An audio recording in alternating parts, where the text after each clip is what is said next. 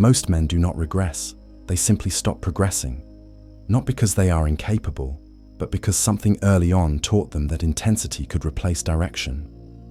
Desire entered their lives before structure did, and instead of being disciplined, it was indulged.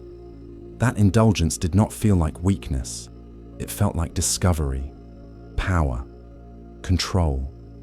For the first time, there was something inside them that could command attention, focus, and emotion on demand. The problem is that when desire becomes the first reliable source of meaning, it quietly claims territory that identity was supposed to occupy. What should have been a temporary force becomes a permanent framework, and development freezes at the level where stimulation first provided relief. Psychosexual maturation is not automatic. It requires tension, hierarchy, and restraint, conditions that force a man to differentiate impulse from intention. But when lust arrives before those conditions are established, it becomes a governing principle rather than a subordinate drive.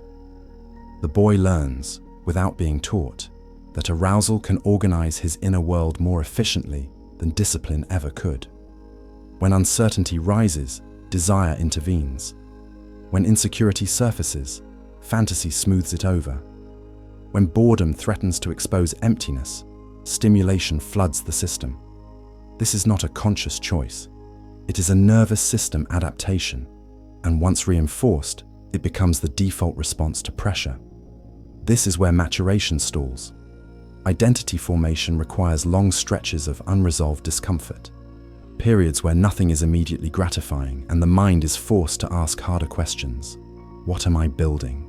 What do I stand for? What am I willing to endure? Lust interrupts that interrogation. It provides sensation instead of answers. It feels like movement, but it produces no structure. The man remains active yet undefined, stimulated yet directionless. He learns how to pursue, but not how to construct, how to crave, but not how to command himself. Over time, desire becomes emotional anesthesia. It does not heal insecurity, it suppresses it. Each time the man feels behind, inadequate, or unseen, lust steps in as a temporary override. The relief is immediate, the cost is invisible. The nervous system never learns to tolerate frustration, so resilience never develops. Pain is not metabolized into strength, it is postponed. And postponed pain accumulates. It hardens into irritability, entitlement, and low-grade resentment, directed outward because the inward work was never done. As years pass, the consequences compound. Chronological age advances, but psychological authority does not. The man's internal hierarchy remains inverted. Impulse outranks principle, appetite outranks purpose. Masculinity becomes externalized, measured by response, validation, and access rather than by competence or self-mastery. Being desired becomes more important than being capable. Attention replaces achievement. This is not because the man lacks ambition, but because ambition requires sustained tension, and tension has been trained out of him by constant stimulation. What makes psychosexual arrested development particularly insidious is how normal it appears. The man may function in society. He may work, socialize, date, even appear confident. But internally, his reactions are adolescent. He is hypersensitive to rejection, intolerant of restraint, and uneasy in silence. Solitude feels threatening because solitude reveals the absence of internal structure. Boredom feels unbearable because boredom exposes the unfinished self. So the noise must continue. The stimulation must be refreshed, not out of indulgence, but out of necessity. Lust, at this stage, is no longer about pleasure. It is about avoidance. Avoidance of stillness, avoidance of responsibility, avoidance of the slow, humiliating process of becoming competent without applause. Desire provides intensity without transformation. It offers the illusion of power without the burden of discipline. And once a man confuses that illusion for progress, he can spend decades circling the same psychological territory, aging in body, stagnating in identity, mistaking appetite for direction and arousal for purpose. Psychosexual arrested development is not a moral failure. It is what happens when a man discovers pleasure before he develops a spine and never goes back to finish the work. When development freezes early, it does not remain dormant, it mutates. What begins as an undisciplined impulse gradually hardens into a full psychological orientation. Desire stops being something the man experiences and becomes the lens through which he interprets everything. His language, his humor, his ambitions, even his sense of self are filtered through the question of stimulation and validation. At this stage, lust no longer interrupts identity formation, it replaces it. The man is not driven by desire, he is organized by it. And whatever organizes a man ultimately defines him. This is how erotic identity substitution takes place. Instead of constructing worth through skill, endurance, or contribution, the man constructs it through response. Sexual access becomes resume. Attraction becomes evidence of status. The metrics are immediate and external. Messages received, looks exchanged, bodies conquered, fantasies entertained. Achievement is slow and demanding. Desire is fast and forgiving. So desire wins. Over time, the man learns to speak in innuendo, posture for attention, and measure himself against other men, not by what they have built, but by what they appear to attract. Masculinity collapses into optics. The internal world reflects this collapse. Without a higher governing principle, the mind flattens reality into stimulus and reward. People are no longer encountered as complex beings, but as functions: arousal, validation, novelty, relief. This is the pornographic mind, whether or not pornography is consumed. Everything is evaluated by how it feels, not by what it costs or where it leads. Intimacy is confused with access. Presence is confused with proximity. Desire is consumed, not cultivated. And because consumption dulls sensitivity, the man requires escalation to feel anything at all. As escalation becomes necessary, emotional regression follows. The man's tolerance for frustration remains low because it was never trained. Minor resistance feels like insult. Delay feels like deprivation. Boundaries feel like rejection. When gratification is not immediate, irritation surfaces. When attention is withdrawn, resentment follows. This is why the psychosexually arrested man often oscillates between entitlement and self-pity, demanding validation while secretly fearing his own replaceability.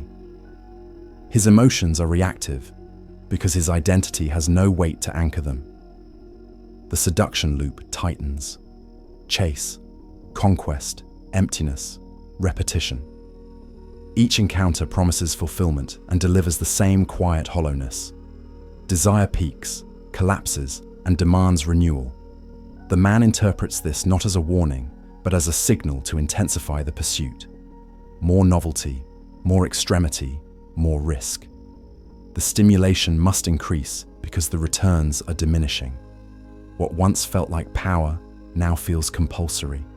What once felt like freedom now feels restless. Yet stopping feels impossible, because stopping would require facing what was never built underneath. This is where control enters the picture. A man whose nervous system is governed by desire is predictable. His triggers are obvious. His motivations are shallow. He can be steered through imagery, validation, and the promise of access.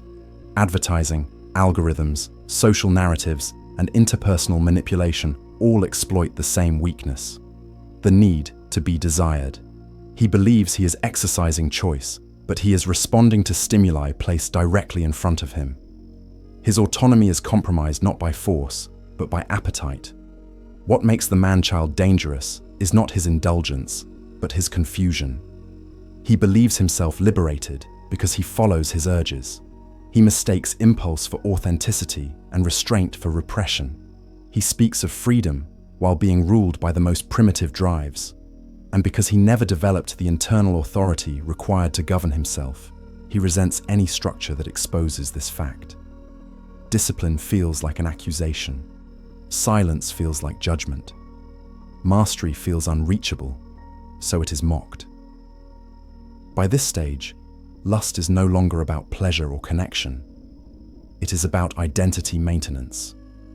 Without it, the man does not know who he is. Desire gives him a script, a rhythm, a sense of motion. Take it away, and he is left with a void he has never learned how to fill. So he protects the loop, defends it, rationalizes it, because dismantling it would mean admitting that much of his life has been organized around avoidance rather than construction. The psychosexually arrested man is not evil, nor is he weak in the conventional sense.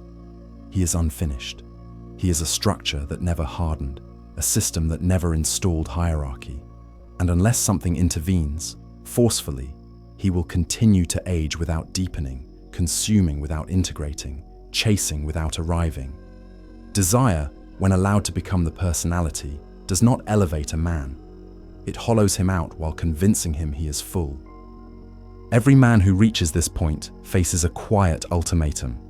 There is no dramatic collapse required, no external crisis guaranteed to arrive on schedule. Decay is subtle. It looks like repetition. It sounds like rationalization. It feels like restlessness that never resolves. Psychosexual arrested development does not end on its own. It either hardens into permanent immaturity or is broken by deliberate force. There is no middle path. What was once indulgence becomes compulsion, and what was once optional becomes structural. At this stage, the question is no longer whether desire is present, but whether it governs or serves. The reversal begins with hierarchy. Desire must be demoted from ruler to resource.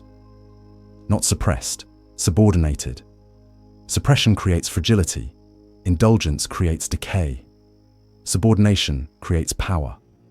This requires something most men have never practiced: sustained tension without release. The ability to remain ungratified without becoming unstable.